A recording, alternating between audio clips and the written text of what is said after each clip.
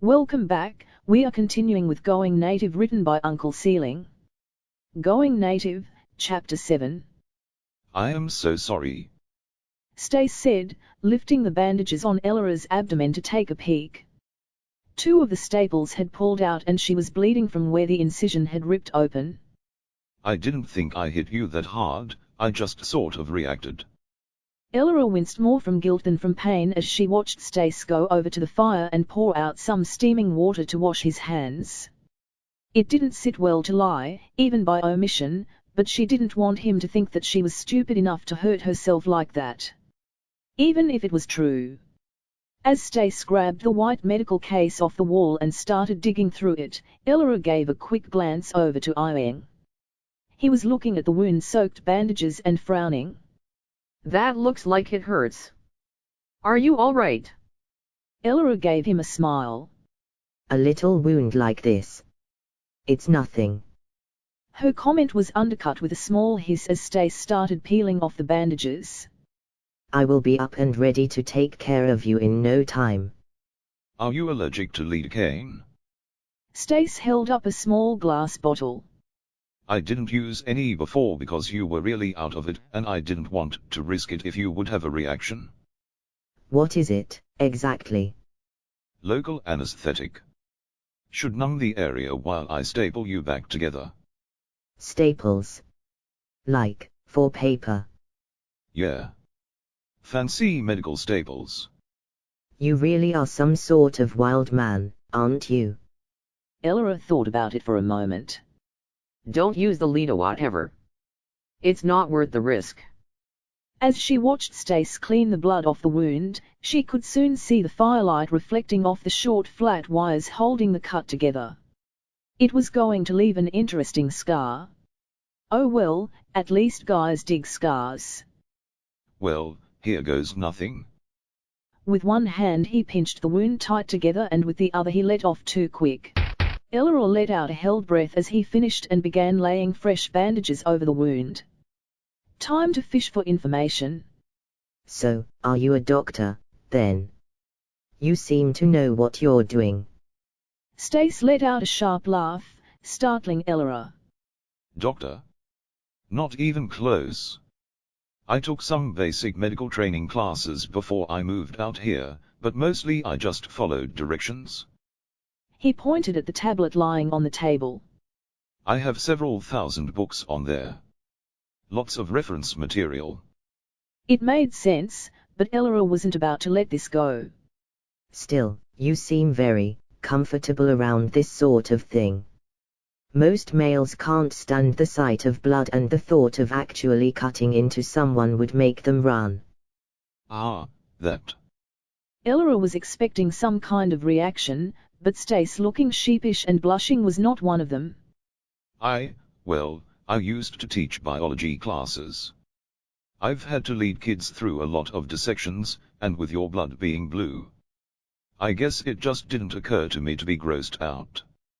Ella didn't think she could raise an eyebrow any higher, but she was certainly going to try. You. With all of that. She gestured at his torso, still showing some definition through the shirt. You were a teacher. Stace looked at his chest, then back at her, confusion clear on his face. Then his eyes drifted to Ella's bare chest and his face flushed. I am, really sorry about that. I didn't have any clothing that would fit you, and I didn't want to risk sitting you up until everything healed up. He limped over to near the door and picked up a familiar-looking duffel. Here, I grabbed this from the shuttle before it went up. I don't know if it's yours, but there should be some clothing in there. Hopefully something fits, miss. Here she had been trying to flirt with, and extract information from, a hot guy, and she hadn't even introduced herself. After a quick mental reproach, she raised up a hand, fist out. Ella Helium. He stared at her slack-jawed, the duffel falling to the floor from non-resisting fingers. You've gotta be fucking with me. She had to be fucking with him. Either that or all the isolation had finally driven him crazy. Your name is Ilera of Helium. Are you from Barsum? What? What is a barsum? The woman seemed confused and just a touch angry. And you're the wrong color. Now she seemed properly angry. What do you mean, the wrong color? You're one to talk, you pale little. Ellery started to try to sit up, grimacing in pain. Stace raised his hands in an apologetic gesture. Wait, don't do that. You'll hurt yourself. I'm sorry, that was probably very insensitive of me. I think I seriously misunderstood something, and I haven't spoken to anybody in at least 10 years, and I was never really good at this before then. He turned away from her and started looking around the room desperately. What in the goddess's name is going on? Ian practically yelled into the gap. The two turned to look at him, leaning against the dresser with his arms folded. He was making fun of me. He is probably really fucking confused, just like the both of us. Try talking it out. You know, use your words. Like an adult. Ian glared at her. Ellery glared back, before finally giving a small smirk. You know, I used to think you were cute. Bitch, I'm adorable and you know it. While the two aliens were bickering, Stace tried to get his bearings. He felt dizzy and a little sick. Finally he plopped down in the chair and poured himself some water with shaking hands. A few sips and he felt a little bit of control return. I am really sorry about that. Can you tell me your name again? Please pronounce it slowly. Speaking through clenched teeth, the woman responded. Elera Helium. L. Era. Hell. Stace let out a small, slightly manic laugh. I am really sorry about that. I just got confused and said something stupid. Explain it. What? He looked up to see her looking at him, eyes narrowed and suspicious. Her dark skin was so flushed that almost looked black in the low light. You said you were a teacher. Now teach. Explain it. It's... Stace released everything in his lungs in a long, quiet breath. It's a story. Let me guess, a long story. The suspicion was plain in her eyes. Well, yes, but I mean it's a literal story. A fiction. He laughed. I almost had a nervous breakdown because of a book written over 100 years ago that I read when I was a little kid. I am not handling this situation well at all. It took almost an hour for Stace to explain what he could remember from her Princess of Mars.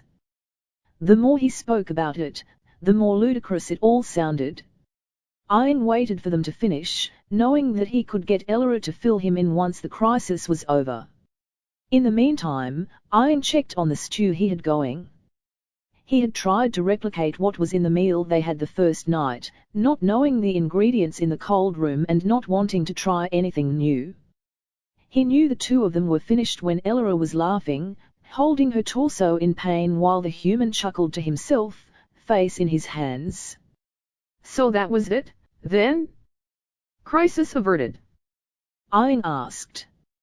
Yeah, it turns out when he was a kid he read a book about red and green-skinned aliens and a bunch of them had the same name as me. He had basically been trying not to freak out about having aliens in his house and it set him off. I think we just proved my secret military genius theory wrong. Ellery gave him a half smile. At least it should make him easier to handle. Ian looked at the woman. She was undeniably attractive and confident, but he was afraid that her need to be the one running things would end up causing a lot more harm than good. I think maybe you should worry less about handling our human host and more about taking care of yourself. What do you mean? Her look of confusion was not very convincing. Well, I saw what your bandages looked like after Stace gave you that little love tap, and I know the bed frame wasn't broken until after I left to get him. Ian gave her an appraising look, his eyes narrowing. Did you tell him that you hurt yourself? He doesn't have to know. Ian could see the shame behind Ella's eyes. Yes, he does. Grow a set of tits and be honest with him. I am getting really tired of having to be the voice of reason here. I should be at home getting pampered right now instead of dealing with all this shit. Ian grabbed the duffel bag and dropped it on the table with a then pulled it open. Digging through the clothing, he quickly tossed Ella a shirt, some undergarments, slacks. Put on what you can without hurting yourself again. I don't know how you aren't freezing. Ella shifted uncomfortably, pulling her blanket up higher. I mean, it's not that cold. The human doesn't seem to mind it. You almost put out one of Stace's eyes with a nipple while he was patching you up. The woman snorted. And the human has been living here for, how long did you say? 10 years. Yeah. Ella let out a frown and seemed to consider it as she slipped on the too small shirt and wiggled some underwear on from under the blanket. I suppose I can see how crazy this must be for him. All alone, no news at all from the outside, sure that humanity is as alone as he is. It all must be a shock. Ian zipped the duffel and sat it back down near the door. On top of that, he has to stop us from dying. Kind of high stress when you're used to sitting around reading books and catching fish. The growl from Ella's stomach got the attention of both men. Speaking of. Now that Ella was awake and apparently on the mend, the three of them could plan their next move. While the soldier ate in bed, using Stace's only good bowl and one of the new spoons he had carved, he and Ian ate directly out of the pot. It was either that or take turns, and everybody was too hungry for that. Ella started off the conversation. So, not a doctor, Stace, how long before I'm back to doing backflips? The human thought about it. You should be mobile in a couple more days, I would think. No backflips for at least 2 weeks after that, though. The internal sutures will be dissolved in another few days, but the sight might still be weak. Stace wrinkled his brows while a frown filled his face. I thought you were healing pretty fast, but if I was able to tear back open that easily, then we clearly need to slow down a bit.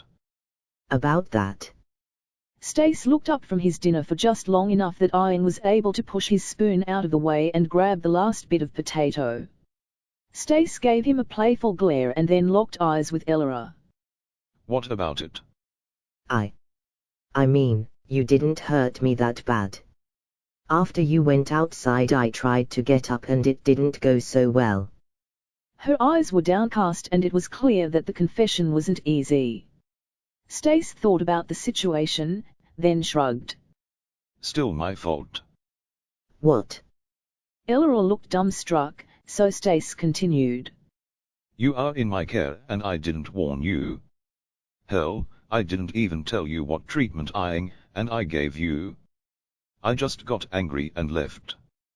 If I had held my temper better, I could have warned you not to get up, and now you wouldn't be behind on your recovery, and my bed wouldn't be broken. Ella's grimace was accentuated by her face turning dark with a flush. You noticed that, huh? I mean, yeah. I slept on that bed every day since I built it 6 or 7 years ago. It's pretty obvious it has some new sag in the middle. I just didn't know the cause of it. Ella took a breath, then let it out slowly. I am sorry for breaking your bed. You have done a lot for us and I will make sure you're repaid for it as soon as we can. Once we are back among our people that should be easy. 2 or 3 weeks doesn't seem that bad. Now it was Stace's turn to look distressed. He had known this would come up eventually, but that didn't mean he liked it. He thought about the situation, then just decided to be as upfront as possible. It's going to be a lot longer than that. 90 days, maybe more.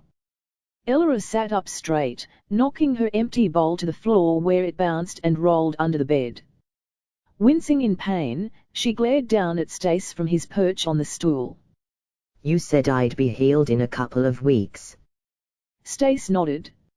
You will be, but the two of you crashed here at probably the worst possible time. The river is starting to freeze, and by the time you're mobile it will be too dangerous to travel that way. Overland is even more dangerous. Here, let me show you. As Stace went over to the chest of drawers, Iing and Elora spoke in their strange language. By the time Stace was done rummaging through the second drawer and came back with a battered laminated map and a couple homemade chess pieces, Iing was standing and the two of them looked terrified. Stace moved a few things and laid the map on the table. It was a topographical map of northern and central Alaska. Stace wasn't 100% sure of where they were exactly, since he hadn't expected to need to come back out, but he had a rough idea. This is the Brooks Range, and we're about here. He sat a hand-carved wooden rook on a spot surrounded by mountains. He then took another piece, a pawn, and put it southeast of the rook. This is the closest settlement. At least, the closest one that I am relatively sure will have someone there who can help. Elora frowned, examining the map. It doesn't look that far. She was looking at the legend on the bottom of the map. Stace nodded at her. It isn't that far. Maybe 30 miles as the crow flies, call it 50 kilometers. The problem is how fast we can travel. If we can't use the river, which we can't because right now it has ice chunks floating in it, and in a couple weeks it will be frozen, it will take us at least 10 days to travel 30 miles overland. We don't have anything to use but leg power. We'd also need to bring enough food for that long, which would mean heavy loads, which would slow us down more. Still, being miserable for a week or two would be better than being stuck here for 3 months. A small smirk formed on Stace's face. Glad to see you like my company. When Elora gave him a look of concern and looked like she was going to start to apologize, he gave her a small grin and continued. The problem is we don't have any sort of supplies to travel a week overland, especially cold weather gear for the two of you. If you two put on all of the Shilvani or whatever clothing that you have here and went outside right now, you'd be dead in a few hours. Judging by the way the river is freezing, it's going to get much colder. By the time you're healed up enough to make that sort of trek, it will be far too cold to travel. Elora thought for a moment, then seemed to come to a decision. So take Iing. Stace was stunned. Was she suggesting what he thought she was? You mean take him? Stace said, pointing with his thumb. And leave you here to die? Tempting, but no. It's already too dangerous without supplies. The best option is to just wait it out as best we can. Elora's face flushed dark with aggravation and her large, long hands curled into fists. What do you mean tempting? Stace raised both of his hands in a pacifying gesture. Hey, you suggested it. I was just teasing. I'm not about to abandon my first, only, and favorite patient. At this point, Iing said something to Elora, and the two started chatting. Stace sat and waited, thinking about the other problems he was going to have to warn them about. If they didn't like the news about staying here, they were going to hate what he had to say next. Iing was upset and he didn't appreciate how matter-of-fact Elora was acting. He figured she was trying to put on a brave face to protect him, but he would have preferred it if the news was broken to him a little more gently. So he doesn't think we'll be able to leave until the season changes. Iing thought about his wife, who probably thought he was dead. He knew the news would destroy Marion and it had been his hope that he could be with her as soon as Elora was mobile, but the more he thought about it the more sure he was that Stace was right. Elora apparently thought differently. I think he's being too cautious. Either that or he wants to keep us around for whatever reason. We should prepare to move as soon as I'm mobile. If it is getting colder, better to be nice and snug at home, right? She gave Ian a conspiratorial smile. If he thinks it's too dangerous, he can stay here. That is quite possibly the stupidest thing I've heard all day, and that's including hearing about Stace's weird four-armed alien story. You haven't been outside yet. It's not, wear thicker socks cold, or maybe I'll wear my heavy jacket cold. I went outside a couple hours ago to get Stace and I'm still cold. And that's wearing his jacket and his hand-me-downs. Ian lifted up the edge of his shirt to show that he was wearing another layer under it. Eleanor let out a small harumph. Then what do you suggest, if you're so smart? Send the human. Her face completely blank, Eleanor simply said. Clarify. He can handle the cold much better than we can. If he goes by himself, he could probably make it. Then he could send help back. Ian looked around the small cabin. Assuming you don't mind hanging out here with me for a couple weeks. He could practically see her hormones flaring at the suggestion of being snowed in with a male. He didn't like playing with her emotions like that, but if Eleanor was going to sell the idea to Stace, then he needed to sell it to her first. After a few minutes of heated discussion in that bizarre human tongue, Eleanor shook her head in frustration. He won't do it. At least, he doesn't want to.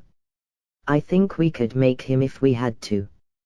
Well, it looks like Ian might have oversold the idea if she was that passionate about it. Did he give a reason? 2 reasons. Well, it's really one reason. He said we don't have enough food. If he leaves with enough food for the trip, we might run out before help arrives. If he dies out there, then we'll definitely starve to death.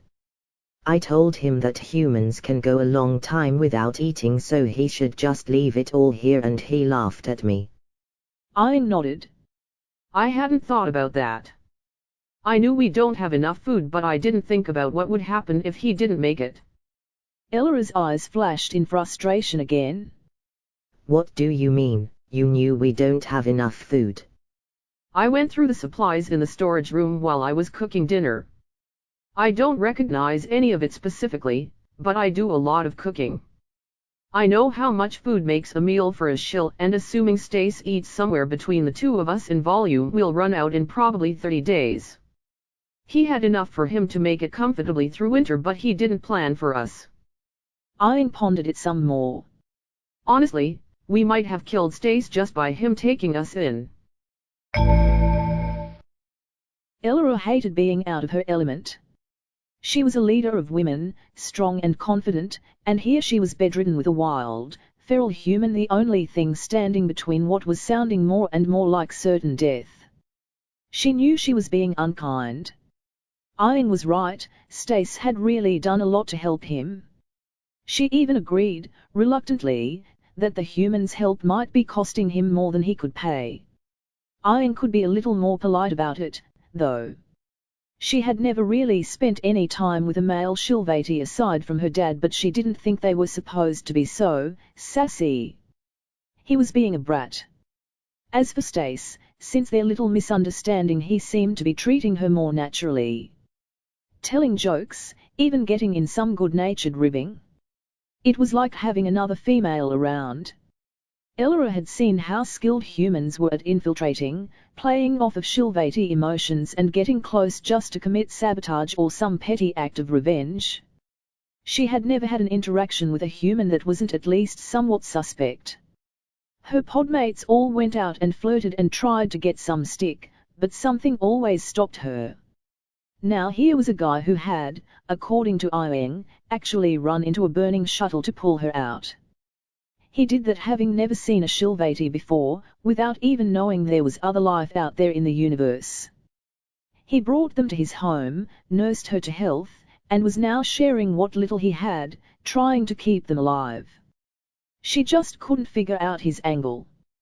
Why are you doing all this? Stace looked up from his work. While she and Ieng had been talking, he had found a scrap of wood somewhere and was slowly carving it down with a small knife.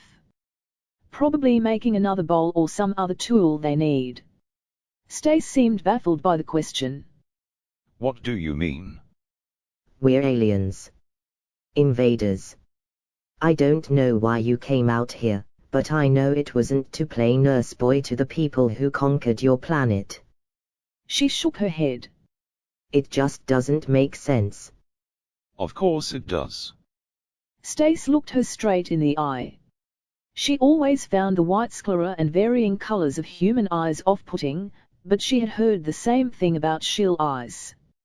Stace's eyes were clear and confident. You needed help. But You needed help. I wouldn't be able to live with myself if I let you die. It doesn't matter who or what you are. You needed help, and so I will help you. Stace shook his head, his voice sounding husky with some deep emotion. Let's just say I made a promise to someone very important to me a long time ago that, no matter what, I would do my best to help people. I can't keep that promise without making sure the two of you make it home. Elora felt her own throat catching a little. Could this really be all there was to this strange man? Iang agreed with you. He said we don't have enough food to make it through winter. Stace nodded. We don't right now. I intend to remedy that. Elora had a bizarre mental image of Iang and Stace, sharing a bowl like they did earlier, only without Elora there. She was, of course, the stew. Pushing it out of her mind, she simply asked. How? Stace's grin was natural and easy on his face. Ever see a caribou? End of chapter. If you enjoyed, like, subscribe, and visit the author, and I'll see you next time. If you didn't, comment on what I can do better. And as usual, have a wonderful day.